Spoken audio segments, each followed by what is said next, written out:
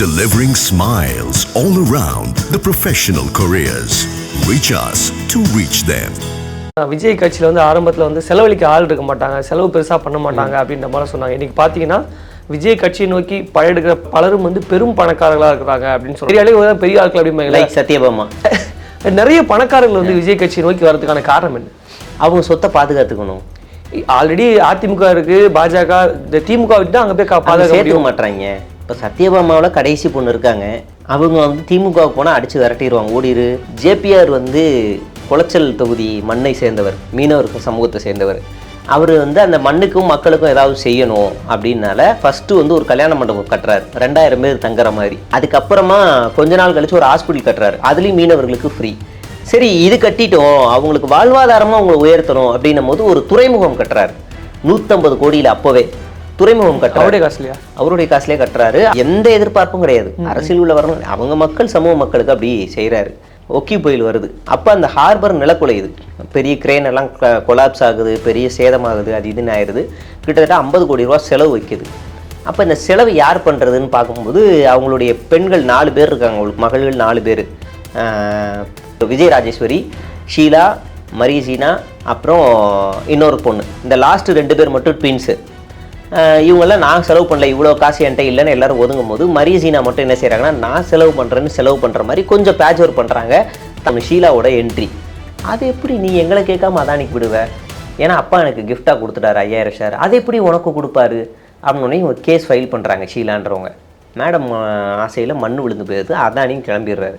அப்புறமா தான் நமக்கு அந்த பழையர் கார்டில் அதானி ஒரு போட்டு வருது, அதெல்லாம் வருது வச்சுக்கோங்களேன். அதானிக்கு ஒரு தென் மாநிலங்களில் ஒரு எப்படியாவது ஒரு ஹார்பர் கட்டணும்னு ஆசை, பெரிய ஹார்பர் கட்டிட்டா போதும். ஒரு இங்கே ஒரு ஆட்சியை பிடிக்கிறதுல மெயினே வந்து ஹார்பர் தான்.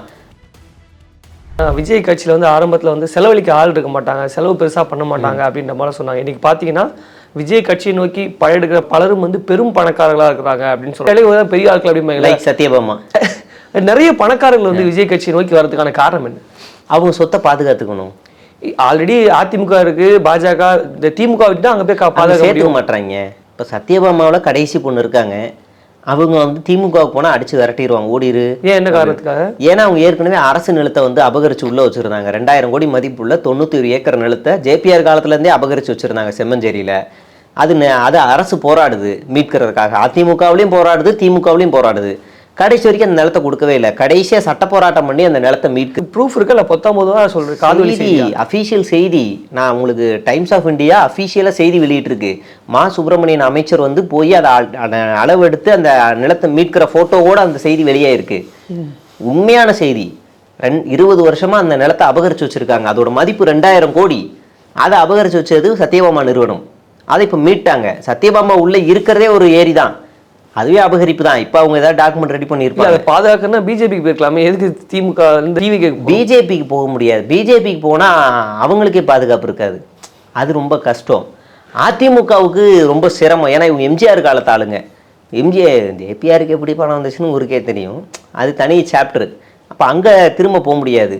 திமுக இவங்களுக்கு அகெயின்ஸ்ட் ஆகிடுச்சு, இவங்க பண்ண இதெல்லாம் மீட்கிறதில்ல. அப்போ எவன்டா இளிச்சவன் வருவான்னு காத்துக்கிட்டு இருக்கும்போது நான் வர்றேன் அப்படின்னு விஜய், ஆஹா வா வாடா என் தங்கமேனு இவங்களும் அவங்க மேலே ஏறி உட்காந்துட்டாங்க. ஒரு சைடு ஜேபிஆர், இதில் மரிய வில்சன், அவர் மேலே ஏகப்பட்ட கேஸ் இருக்குது. அந்த கேஸ் எல்லாத்தையுமே துடைக்கணும் அப்படிங்கிறதுக்காக தாவேக்காவை யூஸ் பண்ணிக்கிறாரு. அவர் அஜித் ரசிகர், ஆனால் வந்து இதில் இருக்கார். அவர் பாப்பாருக்கு எப்படி என்னை பற்றி எல்லாம் தெரியும். அப்புறம் மரியசீனா ஒரு காலேஜை கட்சி மாதிரி நடத்திட்டு இருக்காங்க, அவ்வளோ வீடியோஸ் ஓடுது இன்ஸ்டாகிராமில். விஜய் பாட்டு, விஜய் கேம்பெயின், விஜய். எனக்கு தெரிஞ்சு யூஜிசி சென்ட்ரல் கவர்மெண்ட்லாம் பார்த்து இது மேலே ஆக்ஷன் எடுக்கணும். இது யூஜிசி ஆக்ட் படி தப்பு. இப்போ அதை வேற கலைச்சி வர விட்டாங்க, அதுக்கு போகும். ஆனால் இது தப்பு. ஒரு அரசியல் கட்சியை காலேஜுக்குள்ளே ரன் பண்ணக்கூடாது. அவங்க அதை அஃபீஷியலாகவே ரன் பண்ணிட்டு இருக்காங்க, காலேஜோட நிறுவனர். இவங்க குளச்சல் தொகுதியை விட்டு போடுறாங்க. குளச்சல் தொகுதியை பற்றி பேசணுன்னா பெருசாக இருக்கும், சூப்பராக இருக்கும். ஆனால் பேசவா உங்களுக்கு ஓகேன்னா பேசுகிறேன். ஜேபிஆர் வந்து குளச்சல் தொகுதி மண்ணை சேர்ந்தவர், மீனவர் சமூகத்தை சேர்ந்தவர். அவர் வந்து அந்த மண்ணுக்கும் மக்களுக்கும் ஏதாவது செய்யணும் அப்படின்னால ஃபஸ்ட்டு வந்து ஒரு கல்யாண மண்டபம் கட்டுறாரு, 2000 பேர் தங்குற மாதிரி. அந்த மண்டபத்தில் மீனவர்களுக்கு இலவசம், கம்ப்ளீட் ஃப்ரீ. அதுக்கப்புறமா கொஞ்ச நாள் கழிச்சு ஒரு ஹாஸ்பிட்டல் கட்டுறாரு, அதுலேயும் மீனவர்களுக்கு ஃப்ரீ.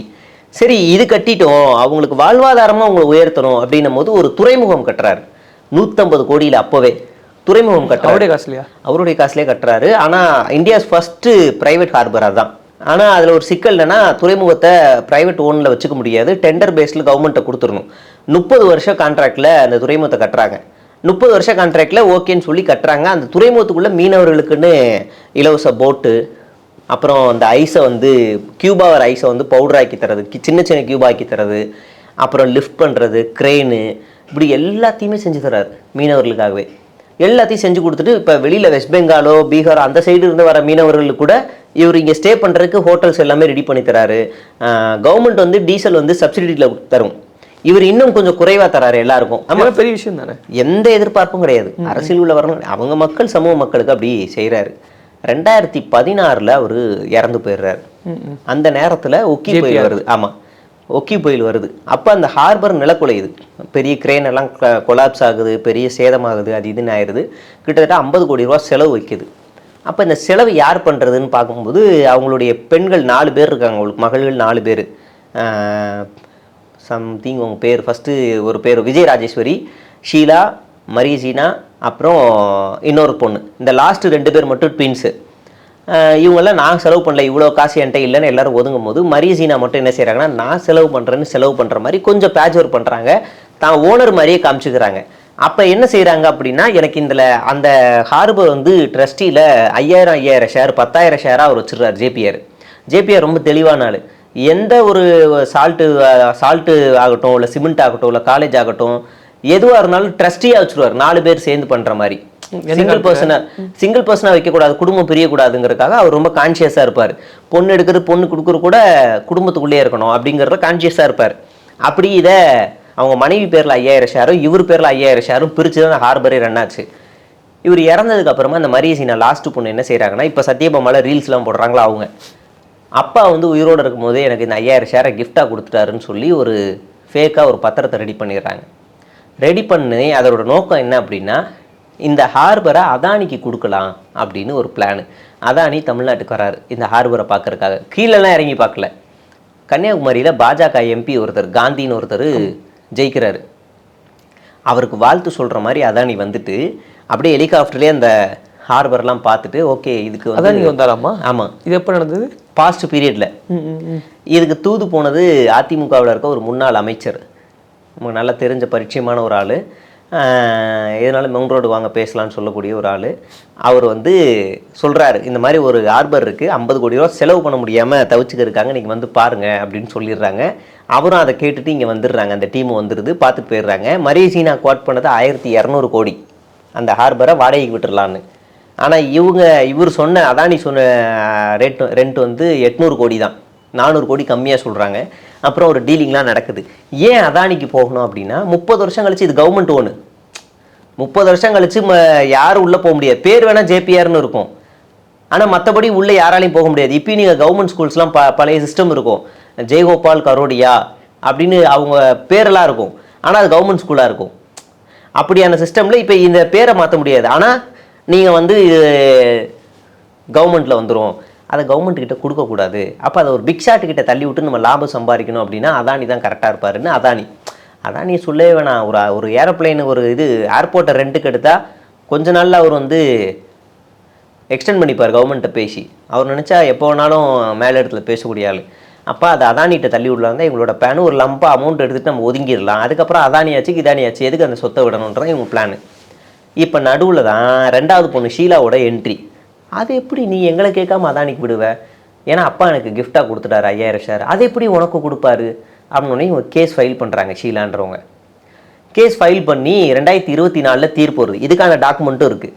அப்போ ஜட்ஜி என்ன சொல்கிறாருன்னா, ஜேபிஆருக்கு 4 மகள்கள், எல்லாமே ஒரு ட்ரஸ்டி பேசிஸ்லாம் பண்ணியிருக்காரு. அப்படி இருக்கும் ஒரு ஆளுக்கு மட்டும் ஒரு 5000 ஷேர் கொடுக்க வாய்ப்பு இல்லை, இது ஃபேக் அப்படின்னு சொல்லிடுறாரு. மேடம் ஆசையில் மண் விழுந்து போயிடுது, அதானியும் கிளம்பிடுறாரு. அப்புறமா தான் நமக்கு அந்த பழையர் கார்டில் அதானி ஒரு போட்டு வருது, அதெல்லாம் வருது வச்சுக்கோங்களேன். அதானிக்கு ஒரு தென் மாநிலங்களில் ஒரு எப்படியாவது ஒரு ஹார்பர் கட்டணும்னு ஆசை. பெரிய ஹார்பர் கட்டிட்டா போதும். இங்கே ஒரு ஆட்சியை பிடிக்கிறதுல மெயினே வந்து ஹார்பர் தான். நீங்கள் வந்து சென்னையில் வந்து சென்னை எப்படி உருவாகுதுன்னா, முத போர்ச்சுகீஸ் வராங்க, டச்சு வராங்க ஃபர்ஸ்ட். டச்சு பழவேற்காடுல ஒரு இது வச்சுருப்பாங்க, டச்சா போர்ச்சுகீஸ்னு நினைக்கிறேன். அப்புறமா இந்த பக்கம் பாண்டிச்சேரியில் டச்சு இருப்பாங்க. 2 பேருக்கும் நடுவில் வந்து பிரிட்டிஷ் வருவான். அதனால தான் சென்னையை உருவாகுது, மதராசம்னு உருவாகுது. 3 பேரும் கனெக்ஷன் இருக்கும். 3 பேரும் போர்ட் வைக்கிறாங்க. நீங்கள் பழையற்காடுக்கு இப்பயும் போனால் போர்ட் இருந்ததுக்கான தடயங்கள்லாம் நிறைய இருக்கும். பாண்டிச்சேரிலையும் போர்ட் இருக்கும். இந்த 3 போர்ட் இருக்குல்ல, அதே மாதிரி இவருக்கு ஒரு போர்ட் வேணும் அப்படின்னும் போது காமராஜர் போர்ட்டு அது வந்து கவர்மெண்ட் இது, அடுத்து எல்என்டி, அடுத்து வந்து அதானி. இது 3 போர்ட் லைனாக இருக்கும் நீங்கள் அங்கே போனீங்கன்னா. இப்போ இவர் கட்டிட்டாரு, இந்த ஆசை மண்ணு விழுந்துருச்சு. இப்போ மறுபடியும் உங்களுக்கு அந்த போர்ட்டை வந்து வேணும், வாடகை விடணும் அப்படின்னா ஒரு பொலிட்டிக்கல் ஃபேஸ் வேணும். பிஸ்னஸ் மேனாக இருந்தால் மிளகா அரைச்சிருவாங்க. அப்போ நம்ம எலெக்ஷனில் நிற்கலாம், நம்ம தோற்றுருவோன்னு தெரியும், ஆனால் நிற்கலாம் அப்படின்னு உங்களுக்குள்ள ஒரு ஆசை. அதுக்கு விட்டு போட்டு தாவேக்காவுக்கு செலவு பண்ணுறது என்ன வேணாலும் பண்ணிக்கலாம். நீங்கள் 1200 கோடி வருதுன்னா 100 கோடி செலவு பண்ண மாட்டீங்க? தாராளமாக பண்ணுவாங்க. அதனால அவங்க ரெடி. அதனால பொலிட்டிக்கல் ஃபேஸு பண்ணுறாங்க.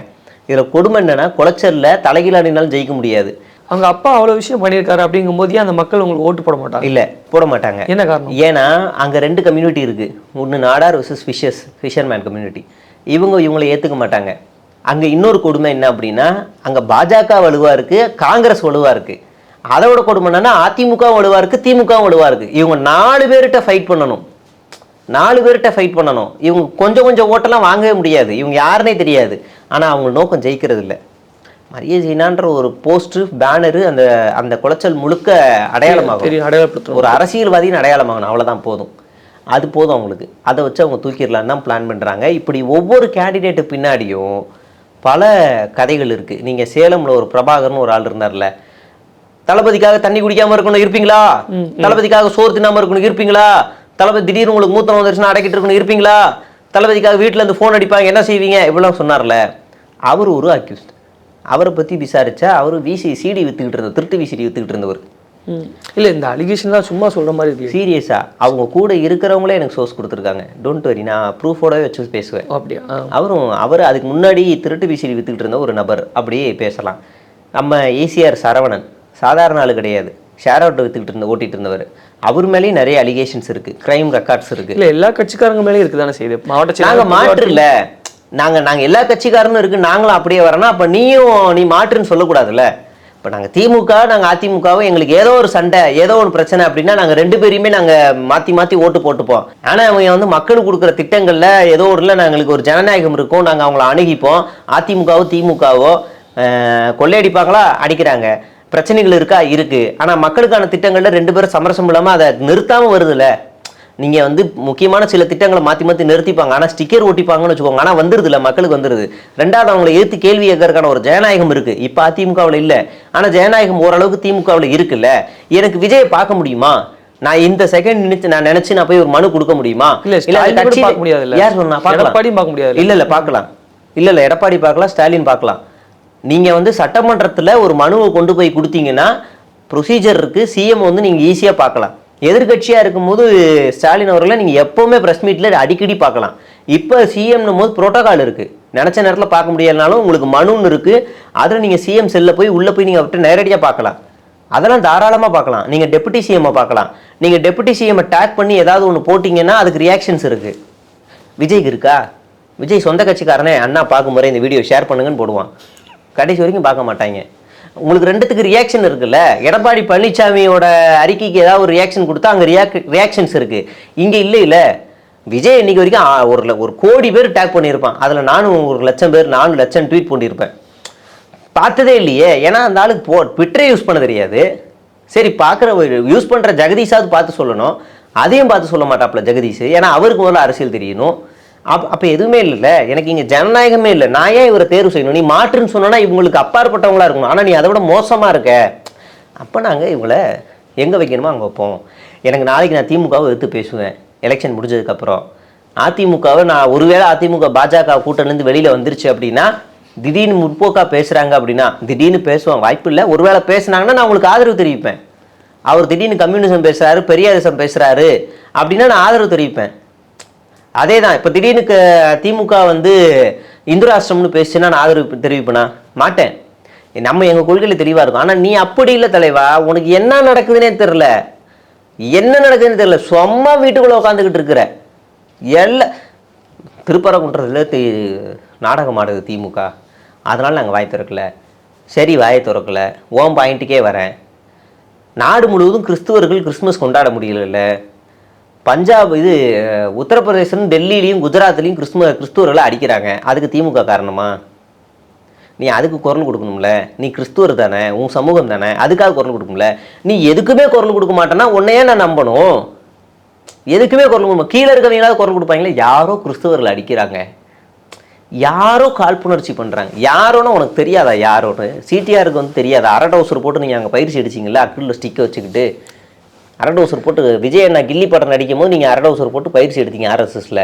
உங்களுக்கு தெரியாதா? பஜ்ரங் தள்ளுன்ற அமைப்பு தான் இப்போ வந்து டெல்லியில் வந்து எல்லா இடத்துலையும் கிறிஸ்துவர்கள் அடிக்குன்னு தெரியாதா?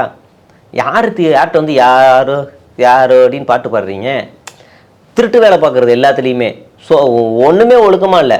அதுக்கு நான் இவங்கள்ட்டே பேசிட்டு போயிடுறேன். எனக்கு இங்கே ஜனநாயகம் இருக்குது, முறையிடுறதுக்கு என்ற உரிமை இருக்குது. என்னை அடிக்கிறாங்களா, நான் திரும்ப மறுபடியும் கேள்வி கேட்க முடியும். நீங்கள் துப்புரவு பணியாளர் போராட்டம் தொடர்ந்து போராட்டமாக நடந்துக்கிட்டே இருக்குது. நடந்துக்கிட்டே இருக்குது. இங்கே இவங்க கட்சி ஆஃபீஸில் அஜிதா போராட்டம் நடக்குது. காரை வச்சு ஏற்றி கொள்கிறாங்க. அப்போ எது எனக்கு பெஸ்ட்டுன்னு தோணும்? இவங்க மறுபடியும் கூப்பிட்டு வச்சு பேச்சுவார்த்தை நடத்துகிறாங்க, உடன்பாடு இல்லை. சரி, போராடுங்க. மறுபடியும் கூப்பிட்டு பேச்சுவார்த்தை நடத்துகிறாங்க, போராடுறாங்க. மறுபடியும் கூப்பிட்டு வச்சு பேச்சுவார்த்தை. இப்போ போராட்டம் முடிஞ்சிருச்சு. அது அவங்க கோரிக்கை நிறைவேறுதா இல்லையான்றது தனி டாபிக், நம்ம பேசலாம். நான் துப்புரவு பணியாளர் பக்கம் தான் நிற்பேன் எப்போவுமே. அது தனி டாபிக். ஆனால் அந்த இடத்துல பேச்சுவார்த்தைக்கான ஒரு ஜனநாயகம் இருக்குல்ல, அது இவர்கிட்ட இருக்கா? அனந்தஜித் வந்து விஜய் நம்பர் சொல்கிறேன், நோட் பண்ணுங்க, அவர் சொல்கிற நோட் பண்ணுங்கன்னு அடிச்சு விட்டாப்புல. செலக்டபுளாக போகிறீங்க. நீங்கள் ஜனநாயகத்தை பற்றி பேசுகிறீங்களா? ஷானவாஸோ செந்தில்வேலனோ இல்லை வந்து வேறு கோடீஸ்வரன் சாரோ இல்லை யார் எந்த சேனலுக்கு கூப்பிட்டாலும் போவாங்க. இப்போ நீங்கள் போவீங்களா? போக மாட்டீங்க. அப்போ உங்கள்கிட்ட என்ன ஜனநாயகம் இருக்குது? செலக்டபுளாக போகிறீங்க, செலக்டபுளாக போய் உட்காடுறீங்க. வாங்க உட்காந்து என் கூட உட்காருங்க, என் சேனலுக்கு வாங்க, 1 to 1 பேசுவோம். உங்கள் தாவேக்கா நிர்வாகிகள் யாரா 1 to 1 வாங்க பேசுவோம். ஆனால் ஆதவர்ஜுனா வந்து உட்காந்துக்கிட்டு ப்ரெஸ் மீட்டில் ஒரு 4 பேர் ப்ரெஸ் மீட்டில் உட்கார வச்சுட்டு சிரிச்சே சமாளிக்கிறாரு. எல்லா கட்சியும் தானே பாஜகவோட கூட்டணி வச்சுச்சு. அந்த இடத்துல நான் இருந்தால் கேட்டிருப்பேன், ஆமாம் கூட்டணி வச்சுச்சு. ஏன்னா நாங்கள் யார்ட்டையும் கூட்டணி வைக்கலையே. ஒரு நிமிஷம், நீங்கள் கூட்டணி வைக்கல. இதுக்கு முன்னாடி நீங்கள் எந்த கட்சியில் இருந்தீங்க?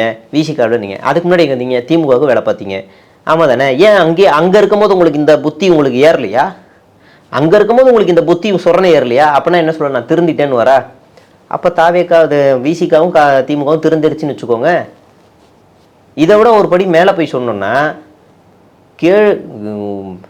அதாவது பாஜக அமைச்சருக்கு அந்த அமைச்சர் ஜெயிக்கணுங்கிறதுக்காக ஆதவர்ஜுனா வேலை பார்த்துருக்காரு கர்நாடகாவில். சுதாகர் ரெட்டின்ற ஒரு பாஜக அமைச்சர் ஜெயிக்கணுங்கிறதுக்காக எலெக்ஷன் வேலை பார்த்தவர் தான் ஆதவர்ஜுனா. வாய்ஸ் ஆஃப் காமனில் இல்லைன்னு மறுப்பாரா? பெங்களூரில் ஆஃபீஸ் போட்டு வேலை பார்த்தாங்க. பாவம் தோத்துட்டார் அவர்.